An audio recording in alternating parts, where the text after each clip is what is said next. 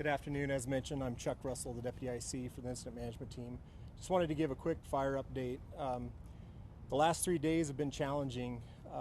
We've had about 10 miles that the fires ran, and it's exposed a lot of fire to these changing winds that we have coming towards with this front that's coming through. And so that's challenged us as far as the number of resources that we have and where we're positioning them. Right now, the fire is impacting the Highway 14 corridor as we speak. We've got resources that are in place along there. It has crossed Pingree Park Road, and it's on both sides of Highway or County Road 44H, I believe, which is the road that actually goes up towards Buckhorn.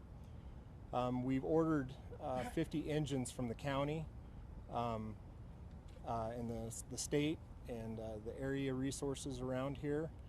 25 of those have been filled as we speak. We're getting them set up to get into locations that we feel that the fire is going to impact. We're not sending all of them out just yet, but we are sending them out as the need arises and as we feel where we need to get them in place before the fire impacts any of the structures. I would say overall, we're holding our own right now.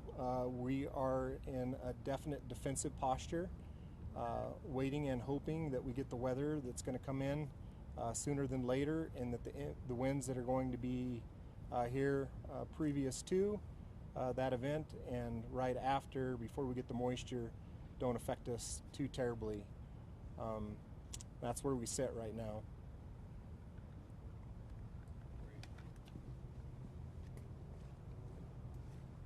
Thank you, Chuck. So I just want to give you guys an update about the evacuations that have been put in place since this unfavorable weather came through, starting about on Saturday. So on Saturday at about 7 p.m., Crystal Lakes and Red Feather Lakes went into voluntary evacuations. They are still in voluntary evacuations. And then Sunday at about 11:45 in the morning, the Buckhorn Road, which is County Road 44H, from Pinnock Pass to County Road 27 went into mandatory evacuations.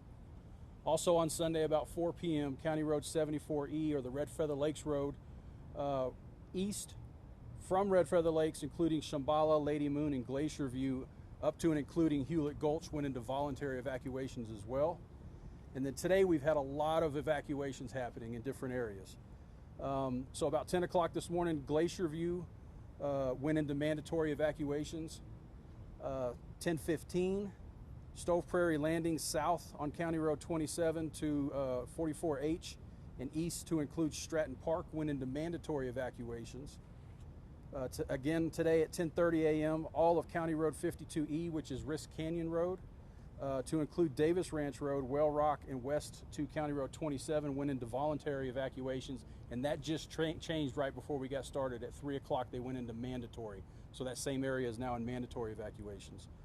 At 11:35, Highway 14 from Kelly Flats to Stove Prairie Landing went into mandatory evacuations. And at 11:40, Highway 14 from Stove Prairie Landing to Gateway Park went into mandatory voluntary, and then that just changed at 3 o'clock as well. They are now in mandatory evacuations. So to give you a little context, when we send out these evacuations, it goes out through the Everbridge Emergency Notification System. And that system is sending those notifications to contacts, not individual people, so contacts, and I'll explain that here in a minute. Under all of the current evacuation areas, 7,657 contacts have been notified that they are in the evacuation area. Now again, that does not mean individual people, it does not mean individual homes, and I'll explain why. So a landline counts as a contact. If someone has a landline, they're automatically going to get that notification. They cannot opt out of that. However, you can opt in on your cell phone. You can opt in on email. You can opt in for places that you don't even live. For instance, I opt in for my wife's, where she works, for my children's school, so I can get those emergency alerts about things that are happening around those places. So we know from the beginning of this fire, we had a lot of people. There were not that many homes in the area where the fire started, but there were actually quite a few contacts. So we've learned that people have registered to find out about things going on in their favorite hunting area, fishing area, camping area, recreation area, and stuff like that. So the 7,657 obviously are not individual homes and not individual people.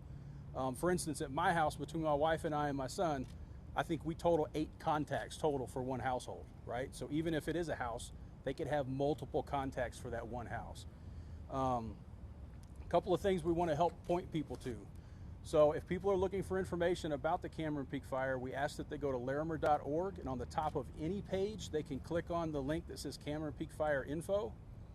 That is a page that the Sheriff's Office is managing. We're trying to keep that as up to date as we possibly can, with maps, evacuation areas, road closures, helpful information about how you get shelter if you've been evacuated, all kinds of stuff like that. So it's a very helpful website. We'd like more people to visit that. If people have not already, they can visit nocoalert.org and actually see those evacuation maps. They can type in their address. It'll show them on the map where their house is, how close they are to an evacuation area, or maybe they're in an evacuation area. So it's a very intuitive map. If they want to check on a friend or relative who lives in the area, they can do that as well. NCWeb obviously is where folks go to get the overall picture of the fire activity and what the incident management team is doing about the fire. And we also want people to know that our Joint Information Center, or JIC, opened yesterday, and we are going to be open 8 a.m. to 8 p.m. as long as it is needed. And the phone number for the JIC is 970-980-2500. That's 970-980-2500. And we encourage people to call that number. We have the phones manned from 8 a.m. to 8 p.m. We want people to call us if they're not sure about what's going on. They just want us to walk them through something or help them. They're not sure about which roads they can take, or maybe they can't reach a relative who lives in one of the evacuation areas. That's what we're there for, and we're happy to help with those things. So now, unless anyone has any questions, I'm going to turn it over to Sheriff Smith. Sheriff? Thanks, David. Good afternoon. Thanks for being here. Again, we're at a surreal time as we stand here and everybody's watching the ash that's literally falling on the Front Range. It's falling on us right now. This has been, over the last few days, a very regular, and I was told a little bit earlier today when I was up on the fire that the street lights in Fort Collins had come on. It literally got like night. What I wanted to do first is clarify this still remains a federal fire. The fire team is managing that. We've been going since, I believe, August 13th, if my memory is accurate. It seems like forever. But up until this time, we've had evacuations, we've had residents move out of the way, but until now, we really hadn't gotten to the point it was really running. You've seen the numbers. People know what those numbers are for the increase, and I would say it's fair to assume this thing continues to grow exponentially. I'm here today because we've gotten to that point that a couple of things are happening. It's getting into areas with structures, and we've had to pull the pen on evacuations at a level that we'd never expected. We had these maps and polygons drawn. We watched this fire as we've had differing degrees of red flag weather over the last nearly a month. However, we'd seen it stay pretty consistent in size after a few days. At this point, we've seen tremendous growth that pushed it, and as the incident management team mentioned, made huge, about a 10-mile run in a day or two, which it hadn't done in 3 weeks or more before that. And so what I wanted to do is David was able to give you the specifics on the evacuations, and that information's public, but I wanted to go into a little bit of a why that these evacuations over such broad areas, and give a little personal perspective, because I apologize for keeping you a little late. I literally came off the fire line to get down here, and I wanted to share with the community what this looks like, because from right here, you have no idea what's up in the mountains, and it varies as you get up in there. So as far as the evacuations, when we saw that run that came across, and it was on the south side of Buckhorn Canyon, again, it hung up for weeks up in there, but it took off in the last couple of days, made that 10-mile run, got up over Pingree Park Road. I was actually at Jack's Gulch yesterday, and just maybe an hour before it crossed over there. Just as some points for folks on structures, there's definitely a lot of structures that are under threat, some imminent threat, some immediate threat, and some further out.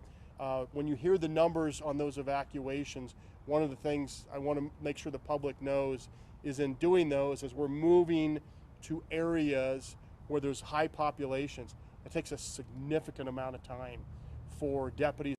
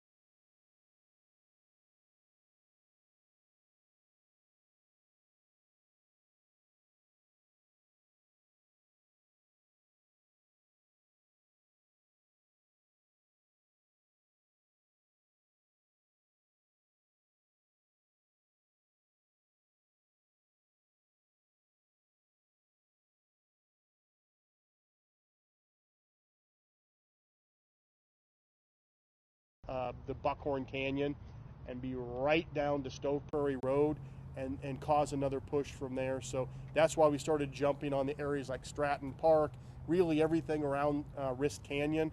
Literally at this point, we're going through an evacuation and telling the crews, when you get done with that, grab a bite, gas up your car, and be ready for the next wave. So we're having to time those.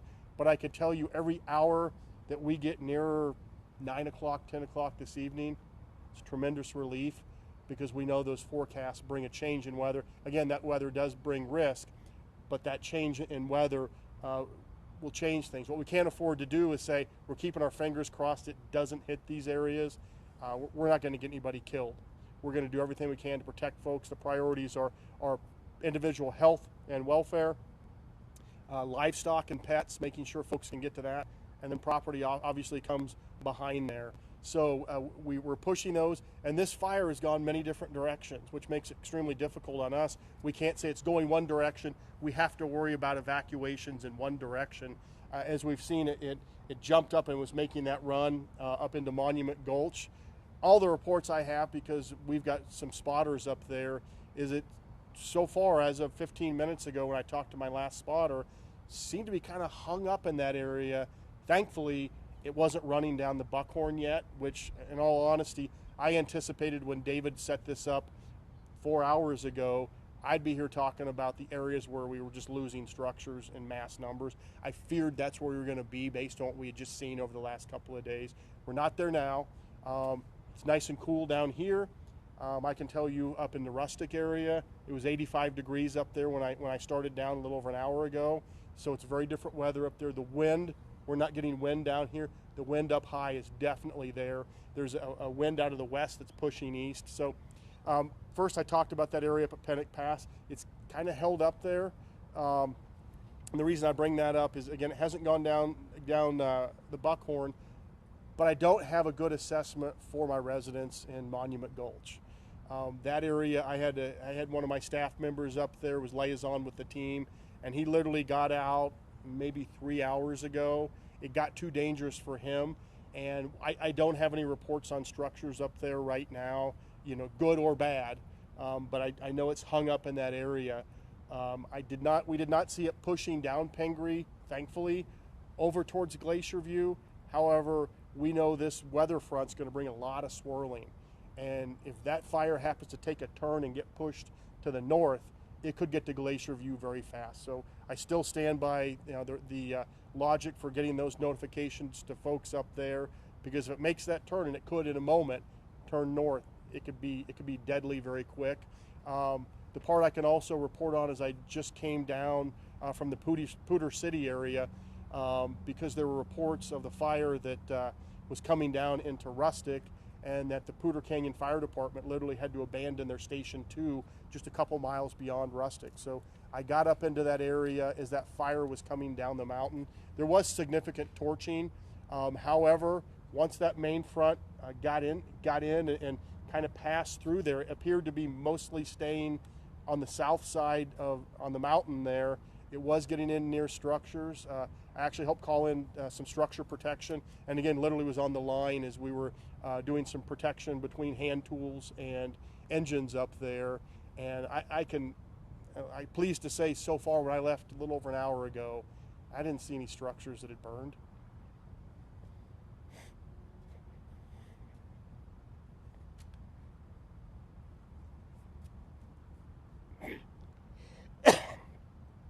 Excuse me.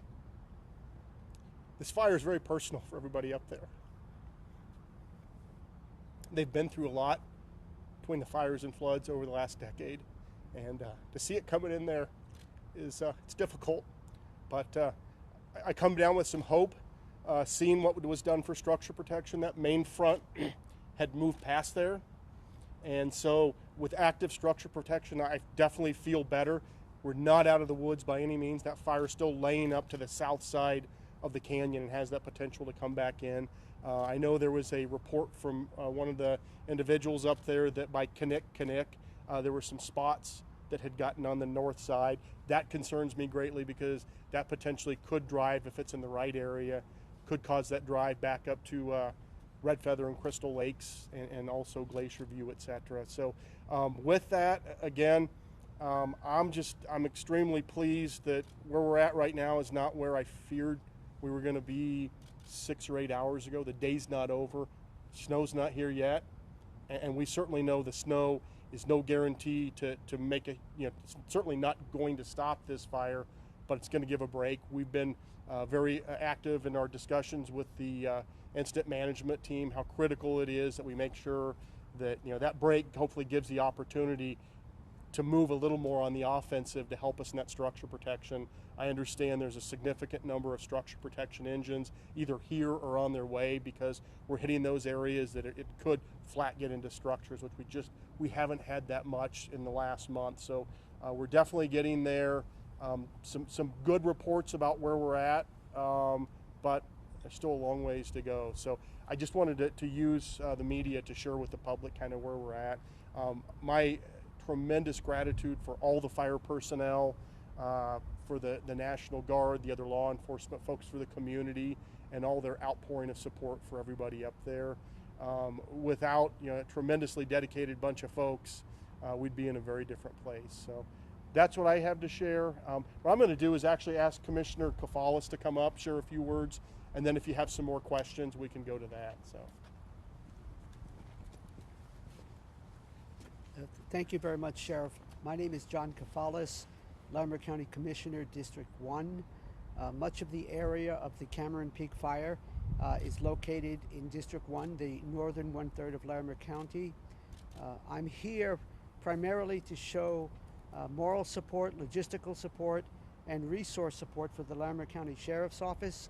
I'm here to show that support on behalf of the Larimer County Board of Commissioners.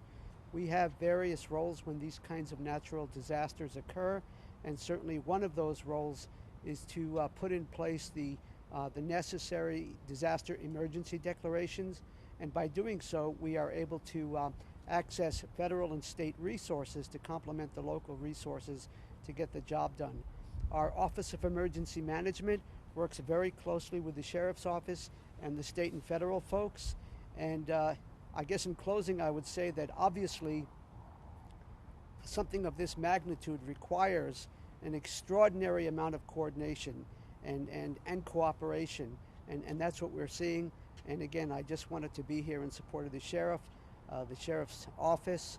When I was coming down 287 yesterday, below the Red Feather Lakes Roads, County Road 74E, I noticed at least 6 Sheriff's Deputy patrol cars zooming up the road, and I assume they were heading up to Red Feather Lakes, Livermore area, Glacier View Meadows. I have friends and constituents that live there, and so it's personal for all of us. Last night, or this morning, excuse me, I was looking at a Facebook post that someone in Glacier View Meadows was posting from last evening, showing flames in the background, and that was one of the folks that had to evacuate her home this morning. Thank you all very much. Thanks, Sheriff. Sheriff, there are mandatory evacuations in place. Mandatory means mandatory, but we understand some people are refusing to evacuate. What would you say to that? Let me first say that happens in any time that you do evacuations. Or some folks just exercise their right to say I'm staying in place. We just give them the best recommendations. By the time we get to mandatory, we consider there to be an imminent threat, and so we make it clear to them the circumstances they're under. We encourage them to get out because the chance of responders going back in there at that point is extremely low. So we think that's not a good choice. However, we deal with this, and we understand people make their own choices. How many people would you guess are under mandatory evacuation right now? How many people under mandatory evacuation? Do you have any kind of guess on that, David? I don't on the people yet. That's something that we really have to drill down into, and a lot of. Oh, come on. Sorry. We don't have a specific number of people, and one of the big issues that we run into is a lot of those cabins and homes up there are second homes or vacation homes, so they're not even full-time residences. A lot of folks that we've talked to who live down here, live down in the Denver area or whatever, are calling and asking for permission to go up and winterize their home now, those types of things, or go check on things or whatever. So as far as the number of people who have actually been displaced, that's something that we'll try to have to circle back maybe much later in this incident and try to get a handle on that. In the thousands? I would say that's fair. And again, some of those may just be part-time residents as well, but I would say in the thousands is fair. Do you expect any more evacuation orders to be issued? Do we expect any more evacuation orders is the question. There's certainly the potential. The same areas we talked about before. We're really getting all the way down Risk Canyon at this point. And again, because even though it's hung up at the top at Pennock Pass, with this weather, if it gets really dicey, it could make an amazing run, and we'd be into areas very quickly. We're also continuing to evaluate and talk to the incident management team about concerns they have for the Glen Haven area. We talked a little bit yesterday when we did the online community meeting about areas like Dunraven Glade Road, the retreat, even that lower part of Glen Haven. At this, again, we're continuing to watch. We have not pulled triggers on any of those. This fire has been full of more surprises than we've ever seen, and certainly you've seen that over the last 72 hours. So if they're needed, we'll go to them. We have more polygons put together, but we're not pulling a trigger now. But again, we have them really stacked right now. We have them, and David covered those more in detail. But we really had to prioritize, even though we said, hey, we have all these different ones. What we didn't want to do is push out a notification until we could get roadblocks up and get the crews back there to make those notifications. And when we do that, we flag every house that we go to. We keep logs of that. Now, and we do our best to keep those. Sometimes we get assistance of people that may not have the logs. So this thing isn't over by any means. We've seen the last 48, 72 hours. It's got a lot of energy in it. This weather, if it comes through like we anticipate, will buy us a break, but it certainly can jump back up from there. There's a lot of fuel still left. And in just the last 5 minutes, guys, we've actually sent out 2 new evacuation notices. So that's how quickly things are changing. Voluntary, mandatory, did you catch it? One of each. 1 voluntary, 1 mandatory. I don't have the specific details, but if you go to nocoalert.org, it'll pull up on that map and you'll see them, and you can click on each evacuation area. It'll pull up some text to the left of it and tell you when that was implemented and the specific area, if you don't know the boundaries necessary, to give you roads and stuff like that. So just in the last 5 minutes, we've had 2 more. We certainly hope that's slowing down, but as the sheriff said earlier, weather's changing. We're staying hopeful. Sheriff, how long have you lived and worked in here? How long have I been here? 30 years in Larimer County. I've been with the sheriff's office since 1991. And I've been the sheriff since 2011. I know these areas very personal. I know a lot of the folks. You know, I consider them friends, and you know, as you witnessed a few minutes ago, I get a little choked up when I think about it, because you know, I'm alongside friends up there when you're defending structures and you're standing by folks that are, you know, seeing the potential for their own home to burn up. How you've seen a lot of different things happen up here, like the floods you mentioned. Yeah. You said this hasn't had a lot of surprises. How has this been different than anything else? How has this disaster been different than any Very, other? very good question. How is this one different? You know, we talked in the beginning about, you know, there's two measures that occurred in the last decade here. The first one was High Park fire, and there were some few Woodland Heights and a few others at the same time. And then just barely a year later, there were the massive floods that came through. With High Park, that one was different in that it went in a different way, that it started up in a populated area, and literally for about 2 days, all we did was run ahead of it and push people out, and literally they were getting out right in front of the flames. This fire started different in that it was clear up in the back, almost, you know, near the Continental Divide area. It sat there, it grew, but it sat there for quite some time. And our biggest fear throughout this was that fire moved north, and the fire teams worked with us, and a lot of their efforts on protection went on that north end because of areas like Crystal Lakes and Red Feather Lakes. It's different because it never made those runs. It's made some runs, but it hadn't taken that huge leap all the way up there. But then as it stayed low, it continued to kind of really push up against the Continental Divide, up against Cameron Pass, and for, again, better part of 3 weeks, it really didn't make a run out. It made some runs south of Highway 14. Again, that didn't push towards structures. It pushed towards public lands that the people up here love, you know, and considered, you know, personal and dear. But when the difference on this is, you know, in a matter of literally 24 to 48 hours, it went, I think they said about 10 miles, and just flat covered ground. And so it was doing that at the same time. It has that potential again to go south down into Dunraven Glade and into the Glenhaven area. Has that potential to run east. And honestly, fires like this can, with the right weather, run till they run out of fuel.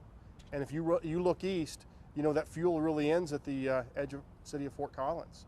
It has that potential again to run back down Pingree Park Road, jump the Buckhorn Canyon, and be back into that area, Glacier View, Red Feather Lakes, Crystal Lakes. So the fact that we're really, this is like a battle you're fighting on multiple fronts. And so we're having to prepare it in a lot of different directions. And some of these calls are going to be in a direction that didn't go. But, you know, other times we can't afford to roll the dice and say, well, it's just a 30% chance, because this wind's, they're talking about it whipping around, can go north, can go south. So in that way, to be this far into a fire, we've talked a lot about avoiding complacency. You know, it definitely is a kick in the gut that just on Thursday, working with the fire team, we came to an agreement to reopen some areas that have been closed for a couple of weeks because of the threat of fire. And then, you know, literally in 2 days, you know, that all changed and went from those to just exploding, not only in size of the fire, but in individuals and properties and residents that are potentially an imminent threat. Sheriff, you've asked for help in determining the possible cause of this fire. Have you made any progress? The cause on the fire, I'm going to defer that back to the U.S. Forest Service. This fire started on Forest Service land, and I know they have an investigative team. I don't have any of the information. That'll come through the Forest Service. So I don't know at this time what the cause originally was. You acknowledge that there are some people under mandatory evacuation who refused to evacuate. Do you possibly have any estimate of how many people that would be? A question about how many under mandatory who have not evacuated. I don't know those numbers. I know in a series, you know, as much as we're all electronic, when we do these evacuations, we're down to paper logs. And so what we do is keep a record if we came across an individual, you know, but we catch them, actually the time we catch them isn't the voluntary, because by the time we get to mandatories, we literally don't have time to go back. So what we've done is say, we're going to give the voluntary and say, this is the time we recommend that you get out. The difference is we don't keep them from going back in on a voluntary, but then we let them know that when it goes mandatory, we're going to push that back out through our notification system, but we can't get back to touch the individual properties and stuff. So I don't know how many are back there. I don't think it's a tremendous percentage, and you know, as the fire gets closer, you see those folks pulling out, and you know, there's a variety of areas. The ones that concern us most are the ones that only have one way out and are way back in. Those concern me the most. But we've also got individuals, you know, like along Highway 14, where we've recommended they get out, but we also understand they're right on a state highway and have access to get out, and there's a little less concern. So it really varies on those concerns. All right, thank you very much. Sorry, I had one more. Could you just describe what it looks like up there? Yeah. You know, and actually on what it looks like up there, I'm going to share with David some pictures I took this morning from 2 different areas. One of those was by the Stove Prairie School, and again, High Park. All through High Park, I never saw something like this with the stuff falling out of the sky being as dark as it was. And the other I'm going to share are some pictures from the rustic Poudre City area. Gives you an idea. As I was up at Stove Prairie, it was just so much smoke. You'd swear that fire was only a mile or 2 away, but it was all the way up at Pennock Pass. But it's just kicking off a ton of smoke. And then when you were down in rustic area, there was a lot of torching, and that's why I literally expected when I got into there that I was going to have to watch rustic completely burn up because of the way it was coming in there. However, so far, and that front seems to have done its thing, but it certainly could come back. After all that torching, it wasn't getting into the structures that we could see up there, and because that active wall really had died down, the structure teams were getting back in. They literally had engines. There were hotshot crews coming in, etc. So I will share those pictures so David can share them with you as well. Yeah, I saw you watching the ash blow around, and what is that like for them up there working? Because if we have this down here, what's that like up there for the firefighters? It's very interesting because there's quite a variety. There's areas up there that are literally blue sky. You can see smoke off in the distance, but there's areas of the canyon it's not in currently, but there's other areas, I mean, you can't see much beyond the edge of the road. It gets so thick up in there. But yeah, the stuff that's falling down here is pretty significant. The stuff falling up there is a lot larger. So definitely you couldn't be up in that area without understanding the seriousness and the threat. And it's a bit overwhelming when you're in that because you have no idea what's a mile or 2 away. You know, you don't know what's coming next. And that's what this fire has. There's just all sorts of active areas. It's not a single front. So that's why it's extremely dangerous. And we have to, use so much caution with all the personnel. And then just to be clear, is the snow helpful or not helpful in fighting it, and why? I'm going to hand this back to the deputy IC. That's right down his category. Thanks. So the snow is very helpful. It's going to what we call park the fire and give us an opportunity to be more aggressive on the fire and not be in such a defensive posture. However, there's a lot of fire on the ground. There's a lot of heavy fuels out there, and it's not going to put it out. There's still going to be a lot of work to do on this fire. I wanted to add one thing if I could. If you guys could help us spread the word, we would really appreciate it. So tonight at 7:30 on the Cameron Peak Fire Facebook page, they're going to do a live Facebook community meeting. So if you could help us spread the word, get people to tune into that. There'll be folks there from the incident management team, Forest Service, Sheriff's Office, maybe some others that I'm missing. But those are usually very informative, and people can actually type in questions and get answers to a lot of those questions. So 7:30 tonight on Facebook on the Cameron Peak Fire Facebook page. Thank you, guys. Thank you. If anybody's got an iPhone, you want me to airdrop some stuff to you, come on over. Don't have an iPhone, but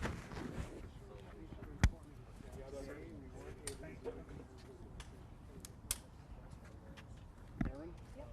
Sorry. And this is one from up the Poudre Canyon. I'm